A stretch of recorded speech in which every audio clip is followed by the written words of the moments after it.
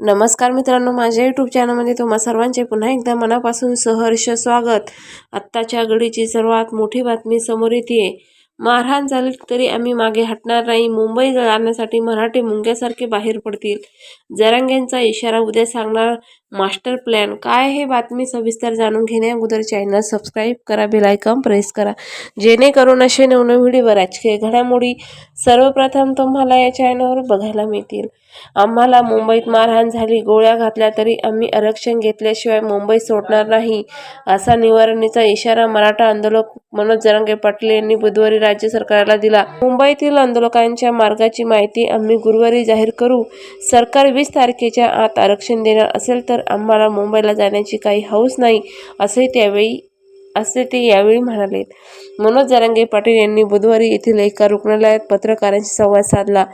त्यात त्यांनी मुंबईतील आंदोलकांचा मार्ग व दिशा गुरुवारी जाहीर करण्याची घोषणा केली। मुंबईतील आंदोलकांचा मार्ग कसा असेल हे आम्ही गुरुवारी स्पष्ट करू। आमचा लढा महाराष्ट्रातील मराठा समाजाला उसिबीतून आरक्षण देण्यासाठी आहे। हा लढा आरक्षण मिळेपर्यंत सुरूच राहील, असे मनोज जरांगे पाटील म्हणालेत। मराठा व कुणबी असाच असल्याचे लाखो पुरावे सापडलेत, त्यानंतरही आम्हाला त्या क्युरेटिव्ह पिटिशनच्या फुफुट्यात कशाला ढकलत आहात? आम्हाला त्याद्वारे दिले जाणारे आरक्षण टिकणार आहे का?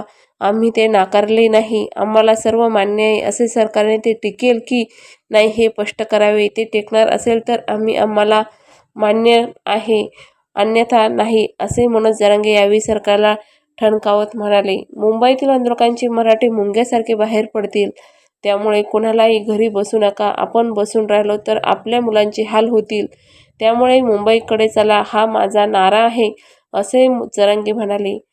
आम्हाला गोळ्या घातल्या, मारहाण केली तरी आम्ही मुंबई आरक्षण घेतल्याशिवाय सोडणार नाही। मुंबई केल्यानंतर आम्ही कोणत्याही स्थितीत मागे हटणार नाही। सर्व शक्ती, सर्व ताकद पणाला लावण्याची आमची तयारी आहे, असे ते यावेळी बोलताना म्हणाले।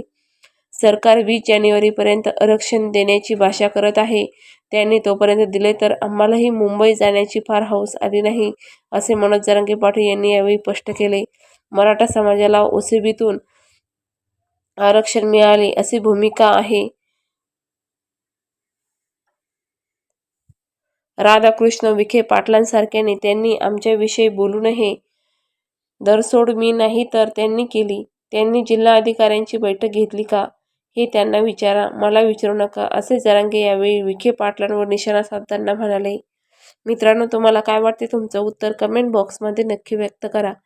तुम्ही अजूनही चॅनल सबस्क्राईब केलं नसेल, सबस्क्राईब करा, बेल आयकॉन प्रेस करा, जेणेकरून असे नवनवीन व्हिडिओ राजकीय घडामोडी सर्वप्रथम तुम्हाला या चॅनलवर बघायला मिळतील। धन्यवाद।